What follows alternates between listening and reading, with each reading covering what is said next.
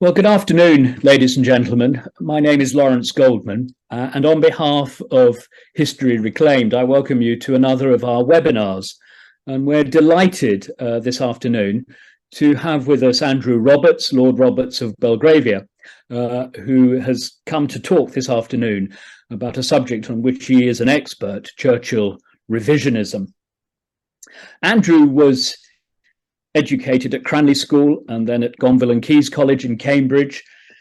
His first book, more than 30 years ago now, was a biography of Lord Halifax, entitled Holy Fox. And since then, there have been streams of work from Andrew that have made such an impression in both military history and also in modern biography. He's the author of major military studies of Waterloo, of the Second World War, The Storm of War, as it's entitled, and more recently, a book on the first day of the Somme offensive in the First World War. But he's known very much for his biographies. His biography of Lord Salisbury won the Wolfson History Prize in 2000. He's written on Napoleon and Wellington, on Hitler, on George III more recently, and I think the latest biography that Andrew has published is on Lord Northcliffe.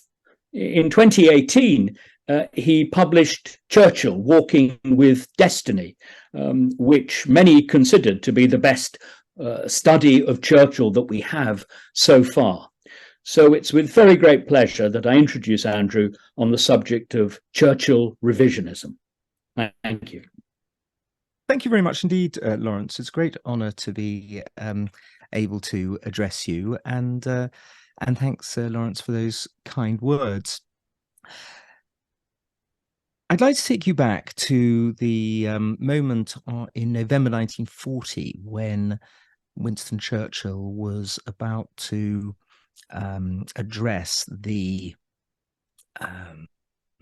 memorial service for Neville Chamberlain in Westminster Abbey. It was a freezing cold day. Because of the Blitz, the windows, the stained glass windows, had all been taken out, and it was all boarded up, and it was very cold. And there he was in his greatcoat, addressing the people who essentially had tried to keep him out of office for the previous decade, but had been forced in the end, owing to the fact that he'd been proved right about Adolf Hitler and the Nazis, and they'd all been proved wrong, were forced to accept him as Prime Minister.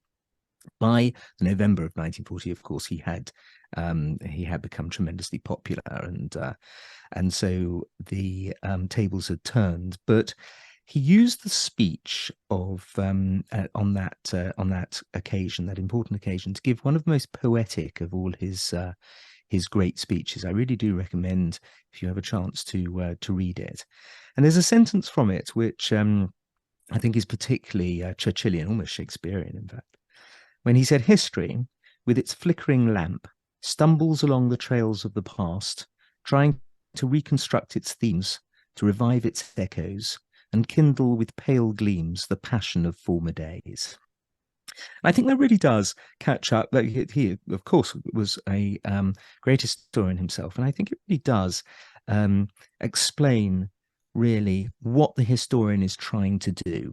There's a moral element to it. You have to tell the truth. You have to be objective. You have to explain to the reader as well as you possibly can what you think genuinely happened. And if you allow other agendas to get in there, if you particularly, of course, one's own political opinions, what you do is essentially you're cheating the reader, you're double crossing the reader, and you're cheapening what you yourself are trying to do as an historian.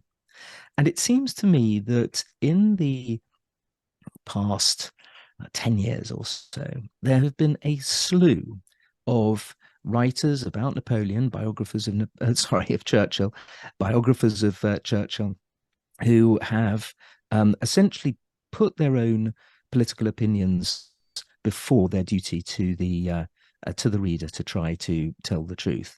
And some of it has been so egregious that it amounts to a movement, which Lawrence mentioned, Churchill Revisionism. It's got a name.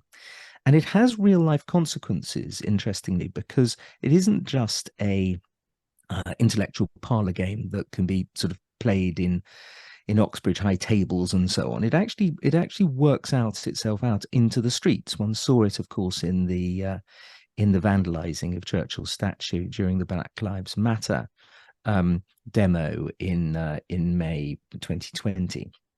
And in many other areas and places too. And so it strikes me that it's worthwhile having a look at this movement, this revisionist movement.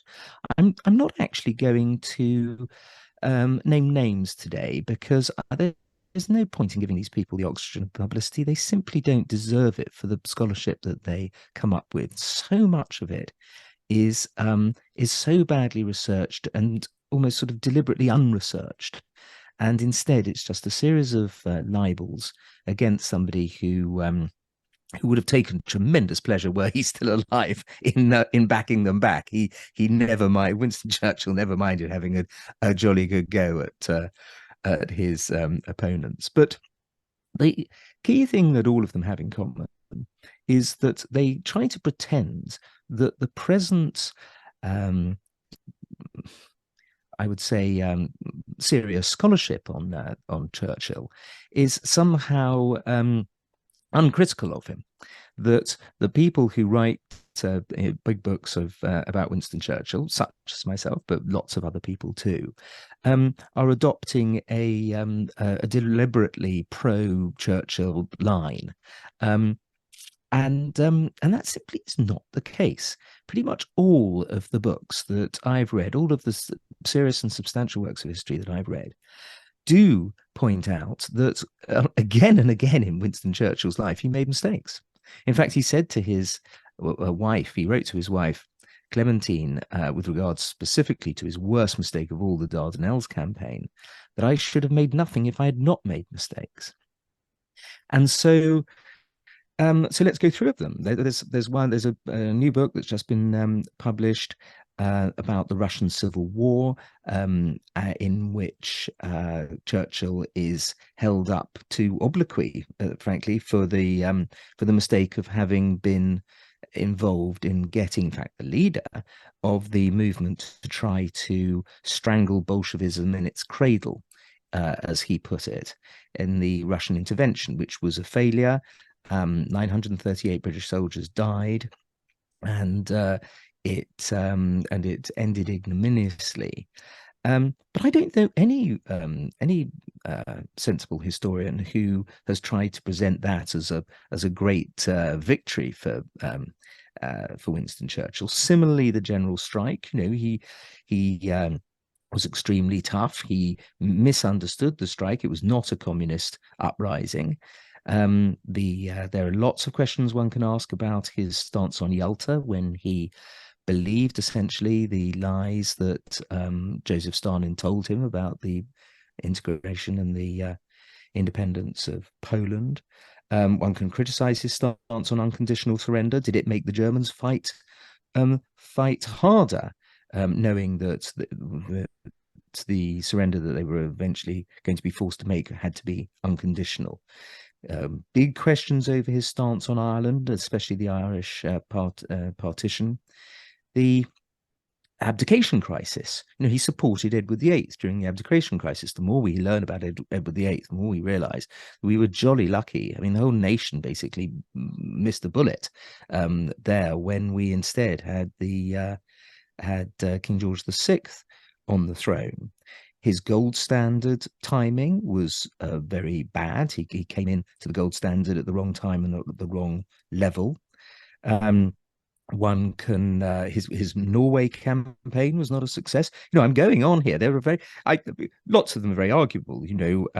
I think it's perfectly reasonable to argue that he was right not to blame the Russians for the Katyn massacre, even though he knew perfectly well that it had been the Russians who'd done it when they were our allies. The 10-year rule in the interwar period was obviously a ridiculous, it was a ludicrous thing to have followed. Then you get onto the really big issues where I think overall he was right, like the bomber offensive, combined bomber offensive, but nonetheless, they're highly controversial. But his what he called in that speech, the Neville Chamberlain speech, the grievous inquest of history, is not by any means one-sided. Those people who can admire Winston Churchill yet can appreciate that things like his stance on women's suffrage were clearly wrong. It doesn't mean that one puts all these things together and thinks of him as a monster and a disaster, because on the other side of the scale, needless to say, there is the truth that he was one of the early people to warn against German ambitions before the First World War, and one of the only prominent people to warn against Adolf Hitler and the rise of the Nazis in the interwar period. And then afterwards, with tremendous bravery, moral courage, should I say, he denounced Soviet imperialism and was the first person to do that in the Iron Curtain speech in Fulton, Missouri in March 1946. So what you have is a number of things on the negative side, the biggest of which, as I mentioned, was undoubtedly the Dardanelles campaign, in which 147,000 Allied troops were killed and wounded. Although, again, one can argue that if that campaign had come off, it would have been one of the great strategic coups of the 20th century, indeed of the history of warfare, frankly. But all of these, I think, are areas that it's fair to make criticisms of, that the grievous inquest of history should be able to sit. But instead of debating these areas and many more, we instead have a torrent of abuse from a series of different areas, certainly from the extreme right and the extreme left, who accuse Churchill of really some completely ridiculous stuff. David Irving, the former historian, has accused him of being a flasher, essentially, of being, and this is well known, of course, lots of people have accused him of being an alcoholic. He was not one, in fact. Happy to discuss that later, but it's an old trope that Goebbels used to come up with, and indeed Adolf Hitler in his speeches. He's been accused of being unfaithful to his wife. Absolutely ridiculous and wrong there, but nonetheless, people will try to present it. He was accused in a book recently of helping Martin Bormann escape the ashes of Berlin and come to live in a house in the home counties here in England. He's been accused of wanting to sink the Lusitania. Someone wrote there was a Don in America who said that he was a drug addict. He's even actually there was one Guardian headline entitled "Was Churchill a non-smoker?" ? Well, the answer is no. He smoked 160,000 cigars. There's another Don in America called Robert Rako, who, damn, I've just mentioned the name. I was trying my hardest not to dignify these people with identifying them, who called him a war criminal, Stalin's stooge, a crypto-socialist, and really various things that if Churchill were alive today, there is the law of libel would make it quite clear that no editor would tiptoe towards these completely ridiculous things. The biggest one, of course, in most recent years has been his stance on race. This is the latest of the parts of identity politics that we have in this country, where Churchill has come under sustained attack, and that was why his statue was attacked the other day.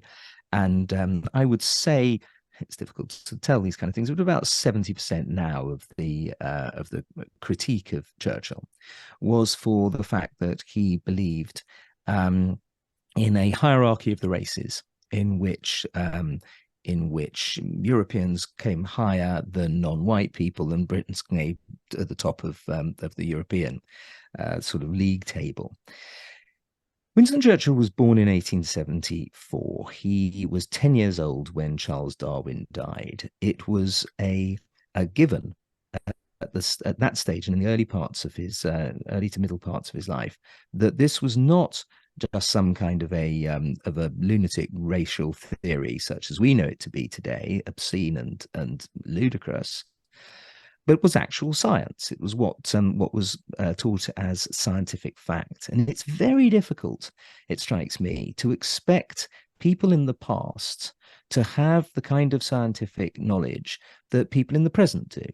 I think that it's quite dangerous, apart from anything else, because in the future we will be accused of things that we consider to be completely normal and objectionable, but which in the future will be considered to be outrageous and disgraceful, and our statues are going to be attacked and pulled down in the same way as people in the past are. It's unhistorical. It's ahistorical essentially, and it makes no logical sense either. You can't really attack people in the past for this kind of thing. You might as well say I don't know, that Oliver Cromwell is to be criticised because he didn't believe in socialised medicine. How could he not have believed in socialised medicine? And so what you have to do, I think, with a lot of these attacks, such as that Churchill used gas on Iraqi tribesmen and things like that, is to go back to the original sources. Almost always they are held at Churchill College, Cambridge, and to look at the context and to see whether or not it actually happened. In the case of the tribesmen, it didn't, and so you have to try to get yourself into the mind of somebody who's long dead. It's the most difficult thing for a historian to do, but at the same time it's one of the most liberating things as well, to bury yourself in the past and to try to get into the mind of someone. I'm just reading the letters of Oliver Cromwell at the moment, actually, which is why I thought of him first, and about, I don't know, well, a good majority of them are essentially about religion rather than politics, because in the mid 17th century people thought a great deal about religion. There was certainly no split between religion and politics in those days, and so in order to try and get yourself into the mind of Oliver Cromwell or Anne Boleyn or somebody in that period, you absolutely have to delve into the incredibly complex arguments and debates surrounding Protestantism and various sects and so on. And it's a bit like that wherever you go in the past. People were not thinking in the same way that we're thinking, any more than people in the future will be thinking in the way that we think today.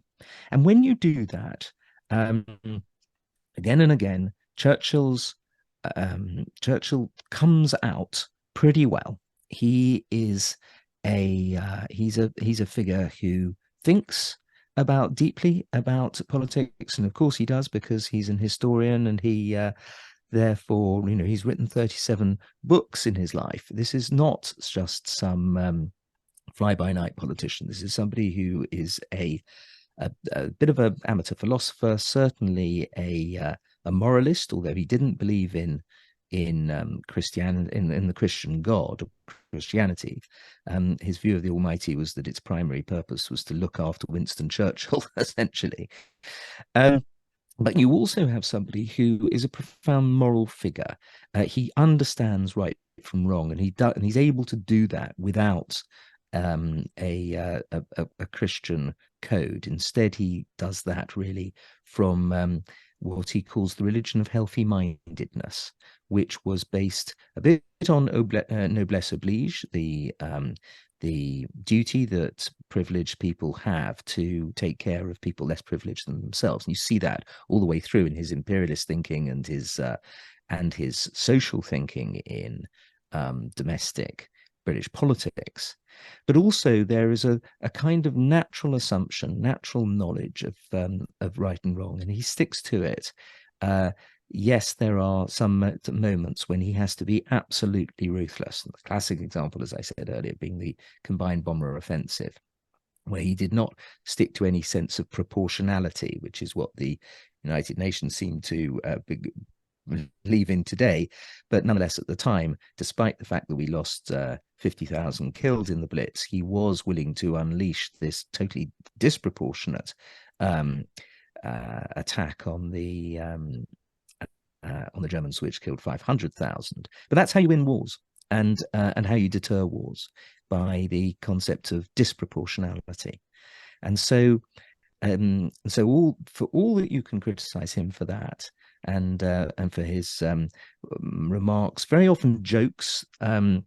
They're intended to be jokes. A lot of the racist remarks come from one source, Leo Amy's diaries. He was a political opponent of Churchill's earlier in his career. So the and very often, I think, Churchill, yeah, of course, the fact that they're jokes is not acceptable nowadays, but it is, I think, worthwhile pointing out. And also, he had, when you actually look at his actions, what he really did, they belie this assumption that he essentially hated black people. In fact, what he did again and again throughout his life, when he was fighting in the northwest frontier, protecting the Punjabi tribesmen from incursions from the north, from the Talib and the Afridi and so on, when he was trying to, and succeeded in, abolishing slavery in the Sudan in the River War, his attitude towards the Boers and the way they treated the local black population in South Africa, his decisions as under secretary at the Colonial Office, his pleas during the Second World War to the prime ministers of Australia and Canada and the president of America to send foodstuffs to Bengal during the Bengal famine. All of these, actually, the actions that he takes, and there are lots more, are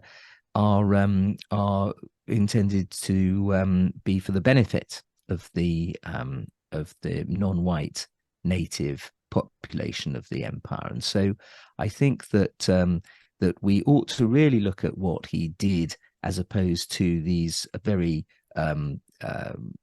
awful, in modern day parlance, flippant racist remarks that he made. Yes, he certainly did oppose Gandhi. He was an imperialist. He believed in the British Empire, and Gandhi was trying to force the British to quit India. So of course he unleashed his special capacity for ire and criticism in these speeches. But the thing about Churchill is that he didn't mind when people attacked him back. And as I said earlier, he enjoyed the fight. He enjoyed the struggle over his reputation. But I think that even he would be shocked at the incredibly low level that one gets nowadays. I'm just going to give you a few examples that have cropped up recently in my own experience. I was at a literary festival in India, and an Indian academic actually told me in front of about 1,000 people that Winston Churchill had given orders to use suffragettes during a famous Trafalgar Square meeting that essentially turned into a riot. And I said, well, what's the evidence for this? I knew perfectly well that this was completely untrue, because Winston Churchill was a gentleman to women, and there was simply no way that this was going to be the case. Anyhow, I asked her what her evidence was, and she said, I intuited it. Now that's the level of historical evidence that we get. There was a historian called Alex von Tunzelman. I've done it again.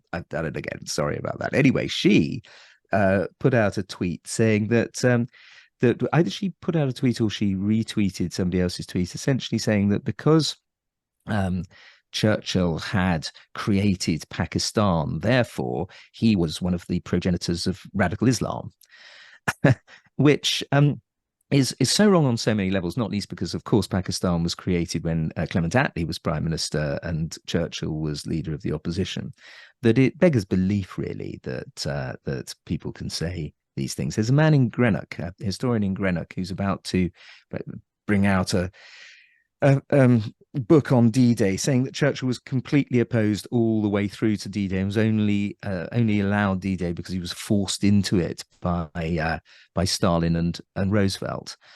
Here again, Churchill was writing letters talking about the importance of coming back onto the continent. As early as 1940, he was putting money into the creation of Mulberry Harbours precisely in order for him the reconquest of the continent to take place from southern England. Yes, he didn't want to go back to do a invasion of the continent when the Allies weren't ready, when there was a chance of them being thrown back into the sea as they had been in Dunkirk.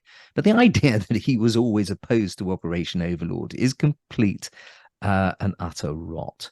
So you see this, and these are just three that have cropped up recently. There have been a couple of biographies of Churchill that I've reviewed in The Spectator, one of which had, I think, 60 factual errors in the first few chapters. There's been a movie called Churchill, in which I counted 120 factual errors in the 2 hours of the movie. That works out at one every minute.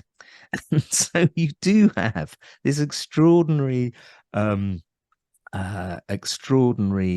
sense that because Churchill is such a famous person, and because he was somebody who did believe in this appalling hierarchy of the races concept, that therefore you can say anything about him at all, and hope to be taken seriously. Well, that's not good enough. It's not good enough, ladies and gentlemen. You have to have proper, factual, written, preferably, evidence to back up what you say about somebody. Just because they're dead, it doesn't mean that you've got perfect right to lie about them, essentially. And so I'm going to end now on another quotation from that same speech that I started with, the Neville Chamberlain funeral speech, in which Churchill ended, "What is the worth of all this? The only guide to a man is his conscience. The only shield to his memory is the rectitude and sincerity of his actions. It's very imprudent to walk through life without this shield, because we are so often mocked by the failure of our hopes and the upsetting of our calculations. But with this shield, however the fates may play, we always march in the ranks of honour." It strikes me, ladies and gentlemen, that Winston Churchill marches there still. Thank you very much. Well, Andrew, I hope you can hear me. Thank you very much indeed for that excellent distillation of the problem, and indeed your very fluent responses to the problem, as it were. I wonder if I can take you back with the first question to, I think it was 2000, when Winston Churchill was voted to be, by a very large audience on the BBC, the greatest Briton of all time.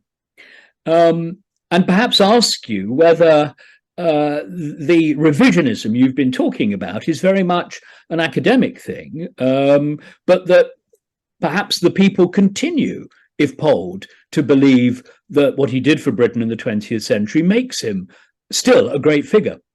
Oh, yes, absolutely. No. I don't want for a moment to imply that any of this revisionism has changed the national view of Winston Churchill, which is, as you say, is the greatest Briton. I'd love to see a new poll, because I think that all of this revisionism actually goes very, very skin deep, because the British people are a sensible bunch and they know their history, and they are a lot of them actually are not taught history. Unfortunately, the children. We had a terrible survey which came out quite recently, saying that 20% of school children believe that Winston Churchill was a fictional character. Whereas they believe that Sherlock Holmes and Eleanor Rigby were real people. So we do have an issue in the schools with the next generation. But as far as most people, most Britons are concerned, they do recognise, of course, that he's a hero, and this is therefore a kind of, I don't know. It's a publishing thing. It's very much part of the woke agenda to hate Winston Churchill. It's very prominent on the political left, of course. But as far as ordinary people are concerned, they go to Chartwell in ever larger numbers. They buy books about Winston Churchill, good books, I mean, about Winston Churchill in huge numbers. They're interested in him. There's a Netflix documentary series that's coming out next year about him, which I imagine is going to be huge. It's certainly a very good one that I've seen so far, and I think that'll work. And then you've got the other thing you've got in the great fight back is you've got the International Churchill Society, which I'm very proud to be a board member, which fights for his memory. And then in the United States, you have this wonderful thing called the Hillsdale Project at Hillsdale College in Michigan, which is really very, very scholarly. And what they do, it's run by a chap called Richard Langworth. What they do is to pick up every one of these ridiculous libels and sort of woke fantasies, and they check out what truly did happen when Winston Churchill was alive, and they give quotes and dates and statistics and figures and so on, and they nail these lies one after the other after the other. I mean, it's a fantastic sight is to watch what Hillsdale. I really do recommend the Churchill Project at Hillsdale. Their website is just one series of sort of revisionist massacre after another, frankly. So there is a fight back. Yeah, I was wondering though, just to continue this, I mean, throughout our lives, and we're getting on a bit now, it has been the historical memory of two world wars that has really shaped our sense of modern British history. And obviously, Churchill is central to both the First and the Second World War. And I wonder if perhaps as an older generation of those who fought dies off, and the memory begins to dwindle a bit among a new generation who know little of the privations and problems of Britain from 1914 to 45, whether, as it were, that has something to do with it. The history of memory, or the memory of history, is waning where Churchill is concerned. I used to think that. I used to take that for granted, that was going to happen. But do you know, actually, I can't remember the Second World War, and looking at you, I don't think you can either. And I was born 18 years after Adolf Hitler was committed suicide, and you don't look as though you're that much a different time period, and yet. It strikes me that a new generation, so long as they're taught properly, are going to be fascinated by Winston Churchill, because he is such a fascinating figure. To bring together all of these various aspects of achievement and character, personality into one human being will always fascinate people. We're still fascinated by Julius Caesar and Alexander the Great and so on, and they died 2,000 years ago. So I don't think it's that. I don't think sheer chronology explains it. I think that a love of dragging down heroes is part of it, which is a form, I think, of national decadence. You see it, of course, also in the United States, where Thomas Jefferson's statue was removed from the New York Council chamber. I mean, what a thing to do, to essentially turn on your founding fathers in the way that they're doing in the States. And Winston Churchill is so much of a figure in our democracy that still that it's natural that people who don't like our democracy will want to drag him down. Yes. I was wondering also if it's really the scale of history that Churchill was involved with which makes him such a target. I mean, when you ran through that list of great events and the way they have been revised by his critics, all the things he's involved in, you stop and think that very few prime ministers, very few politicians have had to deal with such essentially existential issues, not only for Britain, but for the empire as well.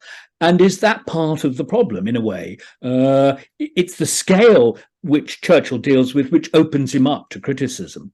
Well, he became an MP in 1900, and he didn't give up being an MP until 1964. So, you know, you essentially have 2/3 of a century in which he is making decisions, or indeed being involved in politics in some way, at usually at the very top level. And so, because he became a cabinet minister in 1908, so, you know, you have this extraordinary half-century plus period of him having to be involved in all of the most important issues of the day. And so, of course, he's on record as with his various stances, some of which history proved absolutely magnificently right, and some of which have been proved wrong. And so I think that's another aspect, just the sheer width and breadth of his taking part in the decision-making process. It's pretty easy to pick apart somebody who has had to take so many decisions on so many issues over so long. Yes, well, it's the benefit of hindsight as well. I was recently in a national portrait gallery, but I won't say which one, in fact, which had a portrait of Churchill. And the label blamed him for as it were, the modern history of the Middle East, because he'd been involved after the First World War in the drawing of boundaries, of course, of all those new nations which emerged out of the Ottoman Empire. So he was blamed for that, and blamed, if you like, for the subsequent problems, which, of course, continue to haunt us right up to the present day. The answer to which, of course, I suppose, is you can't be blamed for acting in good faith and making mistakes. And what else were we going to do? You know, the Turkish Empire had collapsed. There was simply no way that it could be resuscitated. It had supported the Central Powers in that war, and it was and areas like Transjordan and Iraq were essentially, you know, pro-British states at that stage. The French were dealing with their part of the whole process, and we dealt with ours. Some of the alternatives, I would contend, worse. So, and that's another thing about history, that people are not given the black and white decisions. They are given grey decisions, some decisions that are the better of two evils. That's constantly happens in history.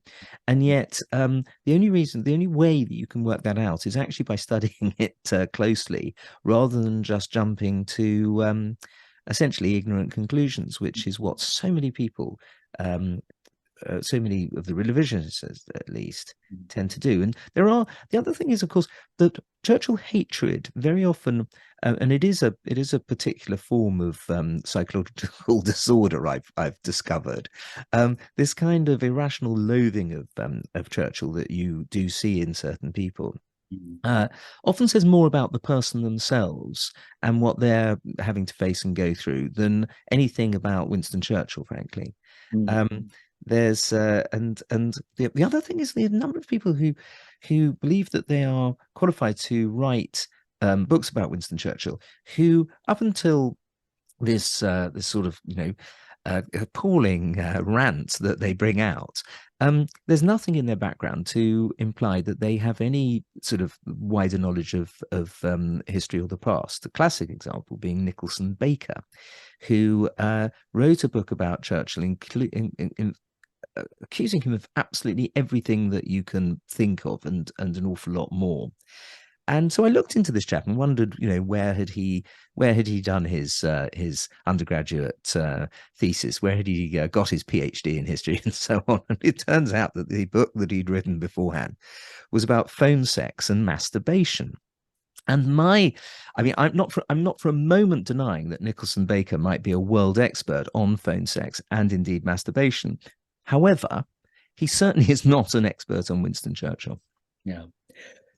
Question has come in about another critical aspect, if you like, of Churchill, his criticisms at the end of the Second World War of the labour movement, the famous comparison, as it were, with the Gestapo, and his general anti-socialism.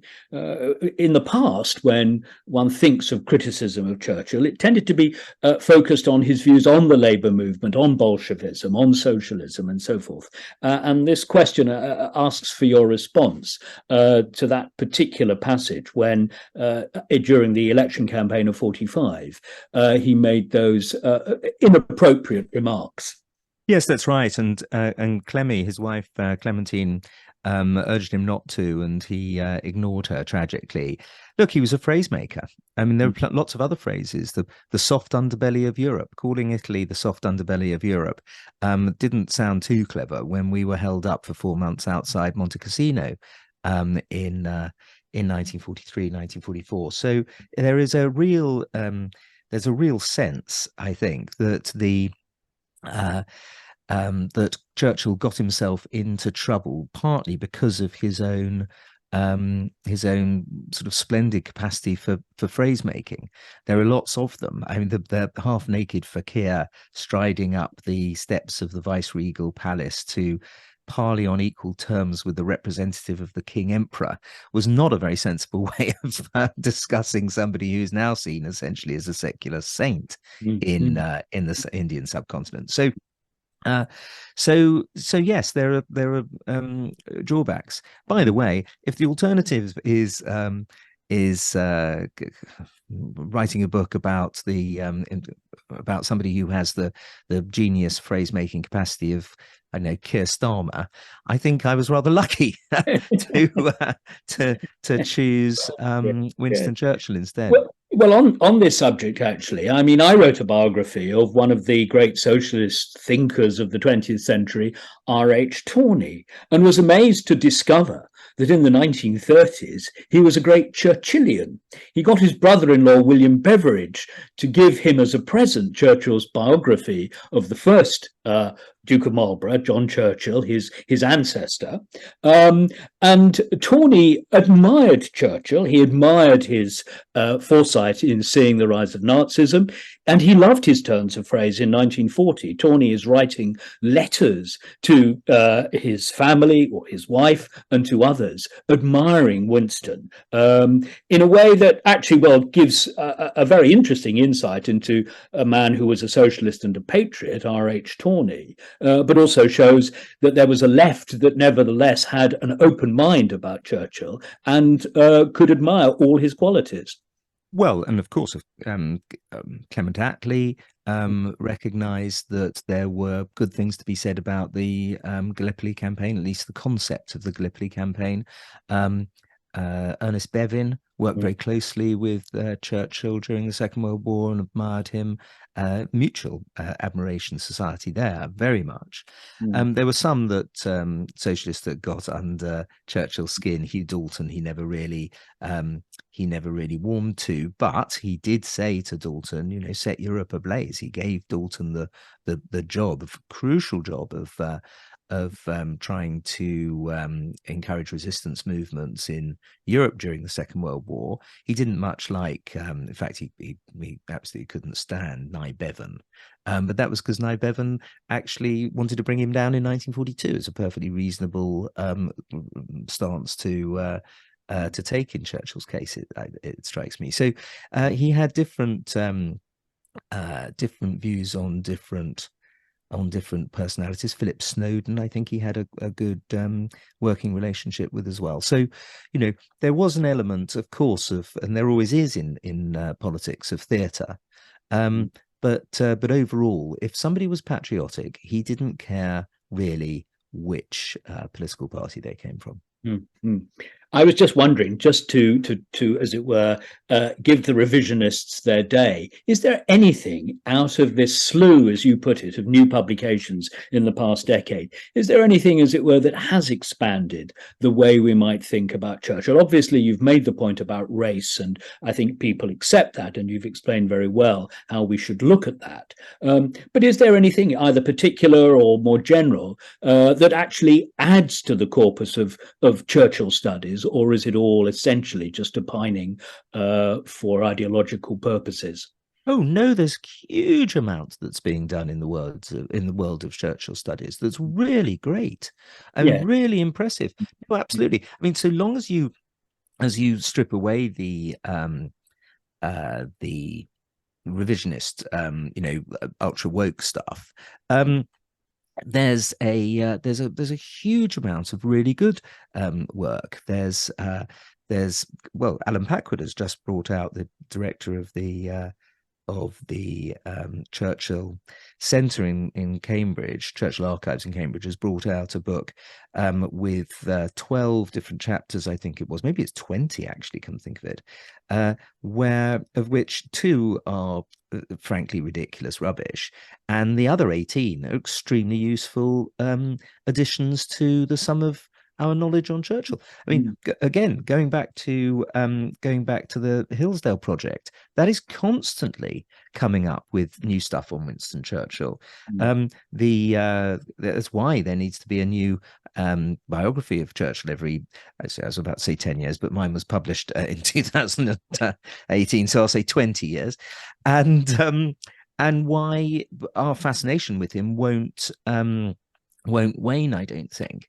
But yes, there's a big book, I think, this week by David Reynolds about Churchill and his friends and people. If you still have people of the caliber of David Reynolds bringing out important new books on Winston Churchill, then the Churchill studies are alive and well. All I'm really talking about today is this strain of vicious ahistorical hatred of Churchill, which, as I say, is very much driven, when you look at the individuals behind it, either by their own political agendas or sometimes their own sort of psychological hang-ups. Well, just to say to those viewing and listening that the new book you've just mentioned by David Reynolds has been reviewed by Simon Heffer for the History Reclaimed website. So if people are interested in touching base, as it were, with the latest scholarship on Churchill, do go to our website. This talk can be viewed again on the History Reclaimed website. And it really only is left for me to thank Andrew Roberts. Well, no, hang on, sorry, stop there, Lawrence. If we're plugging people's books, I think we might mention that this week I've got one out coming out myself, entitled "Conflict: The Evolution of Warfare, 1945 to Ukraine," which I've co-written with General David Petraeus, and which is published this week. So let's not be a slouch on the book pushing front. Well, absolutely. Well, we'll see if we can get that one reviewed as well. But anyway, Andrew, puffing aside, thank you so much for that very fascinating insight into the current state of scholarship and some of the things that have gone wrong in some sections of the historical discussion of Churchill in recent years. Thank you very much indeed. Thank you, Lawrence. Thanks.